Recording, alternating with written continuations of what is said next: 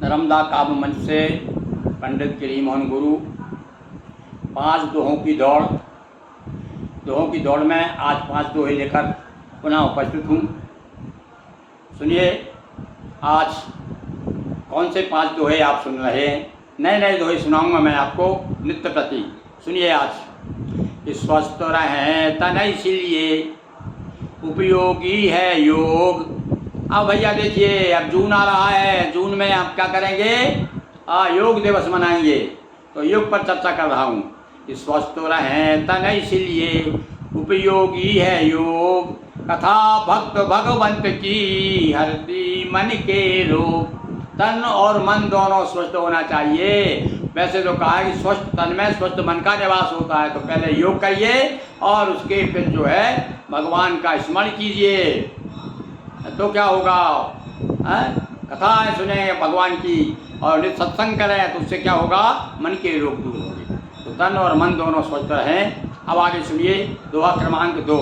आज की दोहों की दौड़ में भैया अलग अलग प्रकार के दोहे आ रहे हैं। अब देखिए आप। सत्संगति में सुमति हो, रहे संत का संग, जीवन यात्रा सफल हो, कृपा करें श्री रंग। और श्री रंग जो भगवान श्री राम के पिताजी के दशरथ जी के भी, भगवान राम के भी जो कुल देवता माने जाते हैं, तो वही श्री राम भी श्री रंग ही हैं, पर वो कुल देवता के रूप में पूजे जाते हैं। तो देखिए, सत्संगति में सुमति हो, रहे संत का संग, जीवन यात्रा सफल हो, कृपा करें श्री रंग। इस दोहे में मैंने आप सबको शुभकामनाएं दी हैं। और दोहा क्रमांक 3।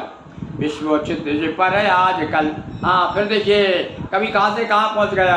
अब चारों आज का वातावरण बता रहा हूँ मैं आपको। विश्व क्षितिज पर आजकल आतंकी अंधियार। ऐसा लग रहा है चारों तरफ, किसी भी उठा लीजिए, आप कोई भी अखबार उठा लीजिए, कहीं न कहीं आतंक का छाया, आतंक का अंधियारा छाया हुआ है। तो देखो मैं क्या कहना चाहता हूँ, सुनिए कि विश्व क्षितिज पर आजकल आतंकी अंधियार, बूढ़े दीपक मंद है, दीपक नए उजाड़।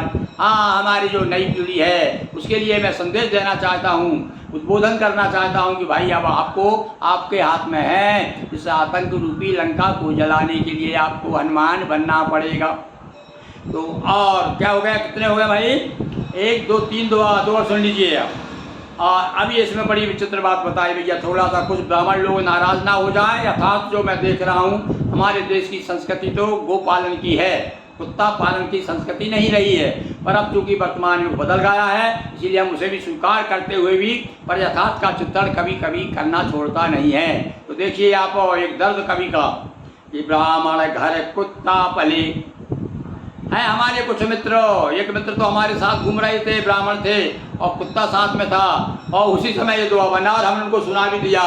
मुझे भैया नाराज मत होना यार, हैं, क्योंकि कुत्ता संस्कृति तो भैया विकसित हो रही है और बड़ा मुश्किल है। शहरों में तो विशेष रूप से आप रोज देख सकते हैं। क्या कहा मैंने? तो ब्राह्मण घर कुत्ता पले और सड़कों पर है गाय, दूध दही गायब हुए मंचों पर है चाय।